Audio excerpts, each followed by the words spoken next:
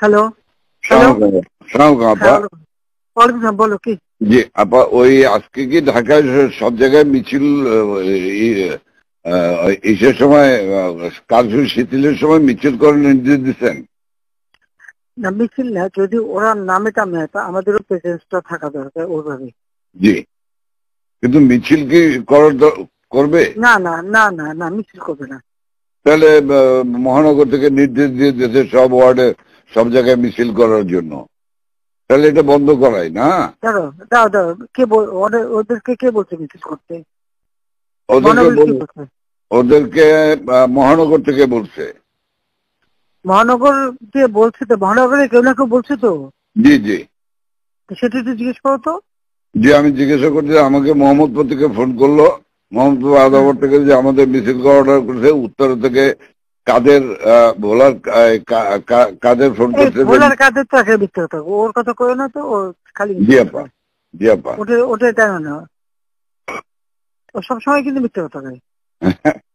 আপা তাহলে আমি একটু খবর নিয়ে আমি মির্জা আলমকে জিজ্ঞাসা করি। হ্যাঁ, মির্জা কে বলছে কি, যদি ইন্টেলিজেন্স বা এদের থেকে বলা হয় করতে পারে যে আমাদের প্রেজেন্সটা থাকলে তখন ওরা নামতে সাহস পাবে না, এটা সাপোর্ট হবে। জি, এটা হতে পারে, বাট তাহলে তোমাকে একটু জিজ্ঞেস করে নিতে হবে। আমি ওদেরকে হেল্প করার জন্য হতে পারে, কিন্তু মির্জা আজমকে জিজ্ঞেস করে যে মির্জা আজমকে কে বলছে। জি, জিজ্ঞেস করে আমার জানাও। আমি জানছি। আর আপা ওই যে তালিকাটা তৈরি করতে বলছেন, একটা তালিকা তৈরি করছি, তা আমি রেডি হয়ে গেছে, আমি আপনাকে আজকে হ্যান্ড ওভার করবো, আপনি পিএমও থেকে ফেরার সময়, বুঝলে? হ্যাঁ ঠিক আছে। আর আপা একটা বিষয় একটু বলি, আমু ভাই 14 দলের মিটিং ডাকছে তার বাসায়, তো আমি যাব, আমাকে যেতে বলছে। যাবা? আচ্ছা যাও। জি, কারণ সেদিন তো এটা খুব আমাদের ভালো হয়েছে, ওদেরকে ইনভলভ করে যে করলাম না, নাহলে তো মানে এটা একটা বিশাল কাজ হয়েছে আপা। এবং তাদেরকে ওই সময়টাই কারফিউর কথা সিদ্ধান্ত নেওয়ায় ব্যাপারটা খুব ওভারঅল হয়ে গেছে, খুব ঐতিহাসিক ভালো কাজ হয়েছে। ওই তাদের গিয়ে একটা মেসেজ দিচ্ছে সবাইকে যে যার যা কিছু আছে সব তো বঙ্গবন্ধুর কথা এখন নকল করে। জি জি, সবাই জি মানে আন্দোলন চালায় যাও, 2 দিন কন্টিনিউ করতে পারলে আর এই গভর্নমেন্ট থাকবে না। জি হ্যাঁ, তো এটা সে সবাইকে বলছি। এখন তো তোমার আমি একটা কথা বলি, তোমার এই যে বিহারি, তুমি আমাকে যেটা বলবো সত্যি কথা বলবো। জি, তোমার ওই মোহাম্মদপুরে যে বিহারি পড়ছিল, ওদের ভূমিকাটা কি?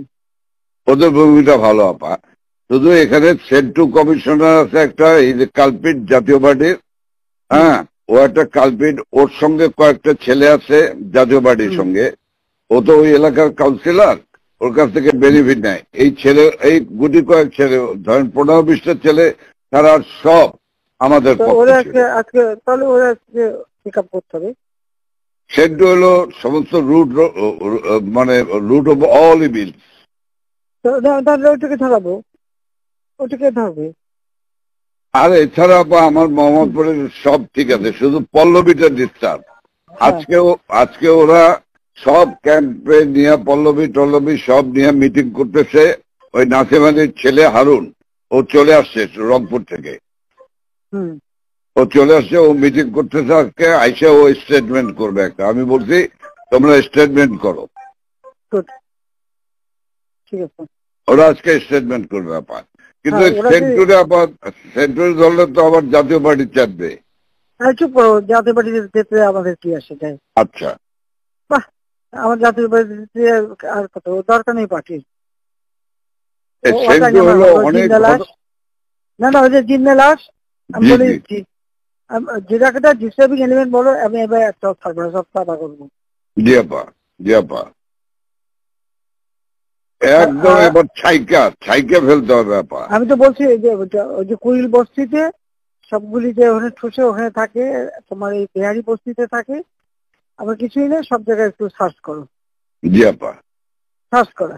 জি আপা, ব্লক রেড করতে হবে, চিরুনি অভিযান, সেটাই চলতেছে এখন, সেটা চলতেছে, কিন্তু সেই সাথে জি আপা, বাঁচতে যেমন চিন্তি, বাবরে বাবা।